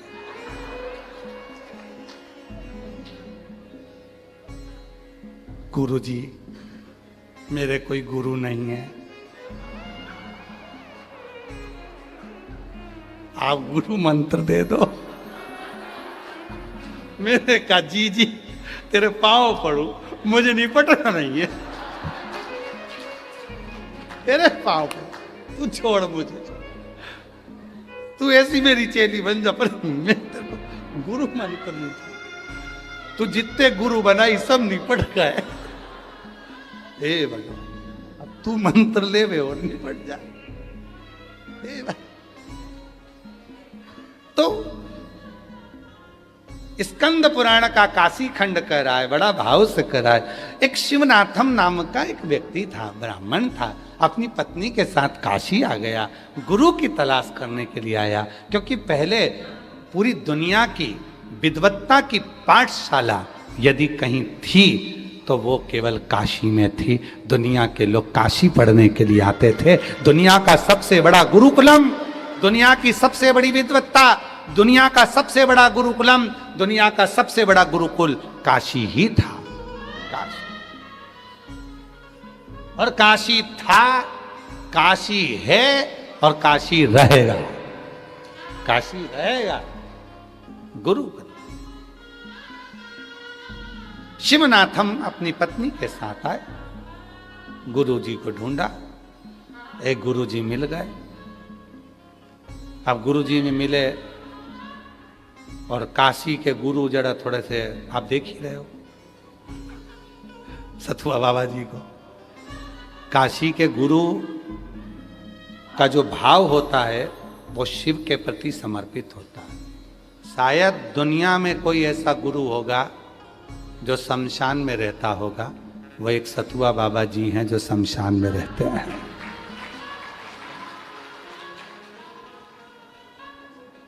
किसको नींद आती होगी मुर्दा को जलते हुए देखते हुए? किसको नींद आती? मुर्दा जल रहा है, मुर्दे का धुआं पास आ रहा है और उसी मुर्दे के धुएं के उस सामने मुर्दा जल रहा है और सामने बाबा जी का आश्रम है, सतुआ बाबा जी का। भजन भी हो रहा है, ब्राह्मण बच्चों को पढ़ाया भी जा रहा है, गौ सेवा भी हो रही है और साथ में आए हुए भक्तों का सम्मान भी हो रहा है। अब आप काशी का कोई गुरु, काशी के गुरु कोई साधारण नहीं होते। पहले तो हम निवेदन करेंगे काशी में गुरु ढूंढने की जरूरत ही नहीं है। यहाँ तो रिक्शा चलाने वाला भी गुरु है। हमने तो अभी कुछ दिन पहले जब आए थे एक बार जब भी देखा था तो अब हमने देखा था कि 4 लोग आए और वो रिक्शे वाले से बोले चलो गुरु चलो, हमको 80 घाट छोड़ दो चलो। हमने कहा बताओ यहाँ तो रिक्शे वाला भी गुरु है, चलो। फिर हमने सोचा कि ये तो फालतू की बात हो रही, फिर अगला जगह गए तो एक जगह पर चाट का ठेला था। वो कौन सी चाट बनती है? टमाटर की चाट। और टमाटर की चाट के ठेले पर खड़ा और वहां बोल रहा लाओ गुरु जरा 2 चाट दो।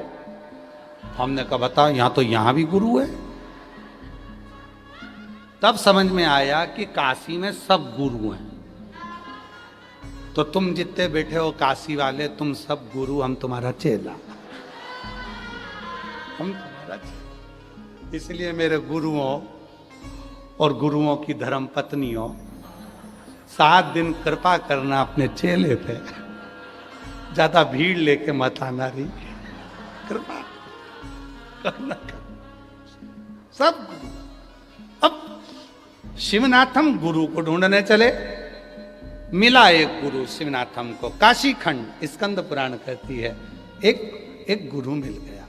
और वो गुरु मिला तो गुरु जी ने कहा गुरु मंत्र दूंगा पर एक काम करो, शिव जी को जल चढ़ाओ, पूजन करो, अर्चना करो, उनका अभिषेक करो। शिवनाथम बोला ये मेरे बस की बात नहीं है, मैं नहीं करूंगा, ये मैं नहीं करूंगा। कई बार ऐसा होता है कि चेले भी गुरुजी से कह देते हैं कि मेरे बस का नहीं होता। एक गुरुजी ने, एक चेला बहुत आलसी था, इतना आलसी, और गुरुजी ने कहा जा बेटा शालिग्राम जी की पूजन करना है, तुलसी के क्यारे में से तुलसी का पत्ता लेकर। चेला बोला गुरुजी आज मेरे शरीर में बड़ा कष्ट है, मेरे बस की बात नहीं। गुरुजी मैंने विष्णु पुराण में पढ़ा था जिसको तुलसी चढ़ाना होती है वो खुद ही तुलसी लेके आए। गुरुजी बोले चेला बड़ा होशियार हो गया। गुरुजी बोले बेटा मैं तो इस तख्ते पर बैठ गया हूँ पूजन करने के लिए, लकड़ी का तख्ता थे, इस पे बैठ गया हूँ, उठ के जा नहीं सकता। तो फिर तू एक काम कर, तू तुलसी नहीं ला सकता कि नहीं ला सकता, तो क्या 3 तेरे दोस्तों को बुला के ला, 3 लाए। कहा एक काम करो मेरे तख्ते को उठाओ, तुलसी के पास ले चलो। चलो लेके चेले ने माथा ठोका, इससे तो अकेला ही जाके लिया था। 80 किलो के गुरुजी को कौन उठा। अब शिवनाथ हमको गुरु मिले और गुरुजी ने कहा शिव जी की पूजन कर, जल चढ़ा, अभिषेक कर, प्रार्थना कर, तो क्या मेरे बस की बात नहीं। तो फिर गुरुजी ने कहा एक काम कर, अब ये भी नहीं कर सकता तो हर एक भक्त में शिव का दर्शन कर ले, शिव मान ले, भगवान मान ले उनको। तो क्या ये भी नहीं कर सकता, मैं काय को किसी में भगवान मानूं, वो मुझे गाली दे और मैं भगवान मानूं, मैं नहीं मानूं। फिर गुरुजी ने कहा एक काम कर, अगर ये भी नहीं कर सकता, पूजन भी नहीं कर सकता, तो किसी के गले में रुद्राक्ष देखे, मस्तक पर त्रिपुंड देखे और उस भक्त को अपना भाई मान लेना, इतना तो कर सकता है। हाँ ये ठीक है, जब वो मेरा भाई बन जाएगा तो चाय वो ही पिलाएगा, उसमें क्या भाई, ठीक है। उसने नियम ले लिया कि जो मस्तक पर त्रिपुंड लगाएगा, गले में रुद्राक्ष धारण करा होगा, वो मेरा भाई कहलाएगा। अब तो जो मिलता उसको गले लगा लेता, खूब सेवा करता, चाय उससे नहीं पीता पर घर में लाकर भोजन कराता, उसको पंखा झेलता, सुलाता, पाँव दबाता, मेरा शिव आया है, मेरा शंकर आया, ये मेरा भाई है, ये मेरा भाई है। जिसके गले में रुद्राक्ष दिखे और जिसके मस्तक पर तिलक लिखे उसी को वो अपना भाई समझ ले, भाई मान भाई। एक दिन उसकी पत्नी बड़ी दुखी हो गई, पत्नी बड़ी दुखी। पत्नी को दुख ये हो गया कि हर कोई मेरी मजाक उड़ाता है, कोई भी रुद्राक्ष पहना हुआ दिख जाता है उसको ये गले लगा लेता है हाथ पकड़ के, भले वो पहचानता नहीं है, वो इससे दूर हटे और ये गले लगाए, तू मेरा भाई है। एक दिन पत्नी गई,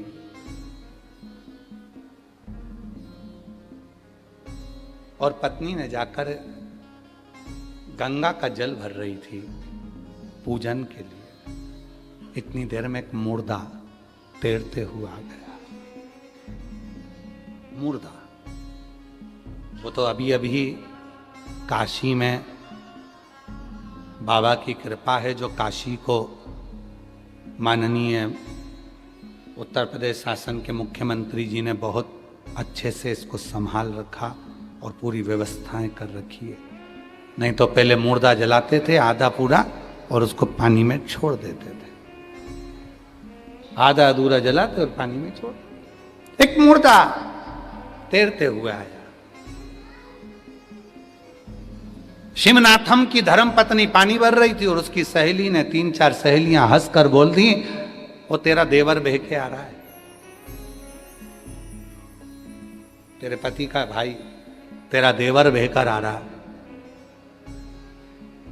इतना तो पत्नी ने सुना, आंख में आंसू भर गए कि अब तो पति की हंसी उड़ती थी, अब मेरी भी हंसी उड़ने लगी। घर गई, खूब रोई, खूब इतनी रोई। पति ने पूछा हुआ क्या तेरे को? शिवनाथम पूछे हुआ क्या? कहा पहले तुम्हारी हंसी उड़ती थी, अब लोग मेरी हंसी उड़ाते हैं। एक मुर्दे को देखा तो मेरी सहेलियां कहने लगी, देख तेरा देवर बहकर आ रहा है। क्या उसके गले में रुद्राक्ष था? हाँ। कहां है मुर्दा? घाट पर। दौड़ पड़ा शिवनाथम, पत्नी पीछे पीछे दौड़ी, पूरा नगर दौड़ पड़ा। ये काशी की घटना है। और शिवनाथम ने उस मुर्दे को बाहर निकाला, गला लगा था, रुद्राक्ष पहना था, गले लगा लिया। भाई तू इतनी जल्दी चला गया, दया नहीं आई उस शंभू को?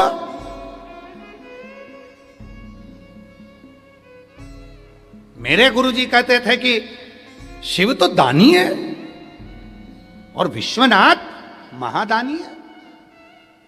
दया नहीं आई उस विश्वनाथ को? भाई तू इतनी जल्दी चला गया। गले लगाकर शिवनाथम रोने लगा। इतना रोया शिवनाथम, इतना रोया, इतना रोया। अपने सिर पर जो भस्म लगी थी वो उसने अपने मस्तक से निकालकर उस मुर्दे पर लगा दी। इतनी देर में तो मुर्दा खड़ा हो गया। मुर्दा। गुरु को सूचना मिल गई। जिस गुरु ने कहा था कि तू शिव जी की पूजन कर ले, उसने मना कर दिया था नहीं करूंगा। जिस गुरु जी ने कहा था जो शिव भक्त मिले उनको भगवान मान ले, मैं नहीं मानूंगा। और गुरु जी ने कह दिया था कि अगर कोई गले में रुद्राक्ष पहना हो, मस्तक पर त्रिपुंड लगा हो, वो तेरा भाई होगा। आज भाई का फर्ज भाई ने अदा कर दिया। गुरु को लगा मेरा चेला इतना प्रबल हो गया जिसने एक मुर्दे को जीवित कर दिया। मुर्दे को गुरु आए। हमेशा चेला गुरु के चरण पकड़ता था, आज गुरु ने चेले के चरण पकड़ लिए। धन्य है जो एक दिन पहले मरा था, उसका अंतिम संस्कार हो रहा था। जिसको अध जला छोड़ा गया था उसको तू कैसे जीवित कर सकता है? पर तेरे विश्वास ने ये जान लिया था कि रुद्राक्ष पहना हुआ व्यक्ति साधारण नहीं है, वो स्वयं शिव है। तो वो शिव ने इसको जीवित कर दिया है। वो शिव है।